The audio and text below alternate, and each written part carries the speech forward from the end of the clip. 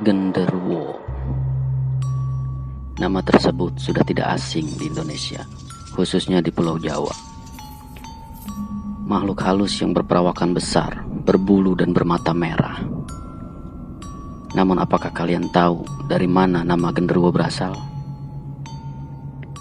Di video ini gue akan sedikit menjelaskan asal-usul dari nama genderuwo.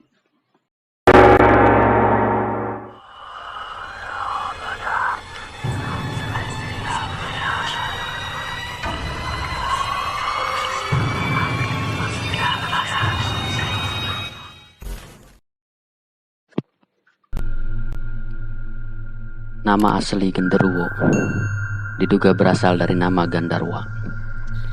Dulu di saat tanah Nusantara ini masih kental dengan nilai-nilai Hindu dan Buddha, masyarakat setempat sudah mengenal dengan nama Gandarwa, suatu makhluk yang tidak kasat mata yang bertugas sebagai pembawa pesan dari para dewa dan pemusik surgawi. Jadi pada dasarnya mereka adalah makhluk supranatural yang tinggal di kayangan. Bahkan hingga hari ini orang India memanggil Gandarwa untuk orang-orang yang ahli di musik klasik India. Nama Gandarwa ini kemudian di budaya Jawa berubah nama menjadi mirip dengan nama genderuwo. Dan seiring dengan pergeseran budaya dan tradisi, genderuwo di Jawa pun sudah berubah drastis dengan nama Gandarwa itu. Genderuwo pada budaya Jawa akhirnya merujuk ke makhluk halus yang berperawakan besar, hitam dan bermata merah. Di dalam bukunya berjudul Dunia Roh Jawa, Van Hien menjelaskan, genderuwo bukanlah makhluk jahat. Kebiasaan utamanya hanyalah menakut-nakuti manusia. Di siang hari ia dapat tampil dengan wujud ular besar, buaya atau macan. Di malam hari ia bisa berubah wujud menjadi lelaki rupawan yang mengganggu perempuan yang melintas di jalan sepi. Namun pada dasarnya, berdasarkan kepercayaan Jawa, genderuwo adalah makhluk yang tidak membahayakan bagi manusia. Karena pada umumnya hanya menakut-nakuti dengan wujudnya yang besar, hitam dan kekar, atau hanya dengan melempar batu ke atap rumah dan pintu.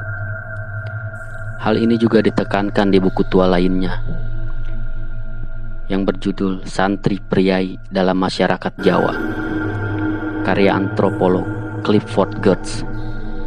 Clifford mewawancarai dan meneliti masyarakat Jawa di tahun 1950-an.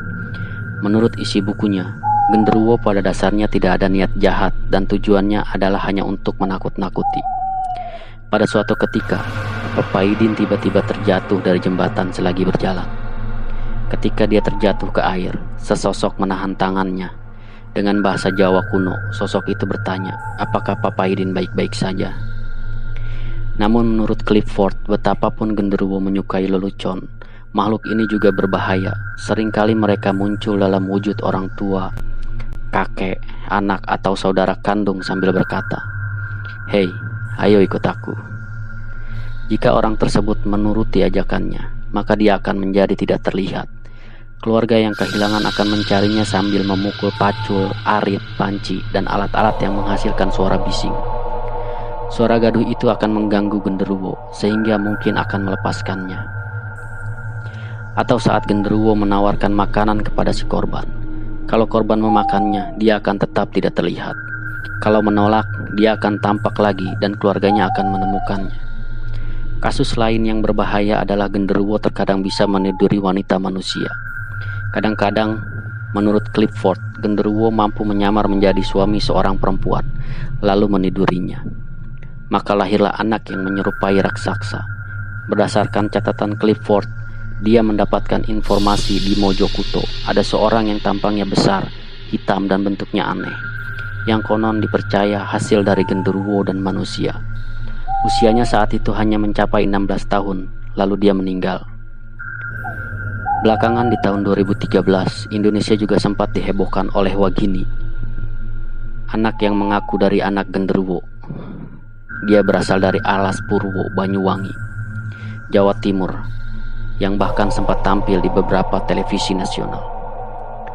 Walaupun genderuwo umumnya adalah baik, namun adalah tidak baik untuk menyepelekan atau bersikap tidak sopan.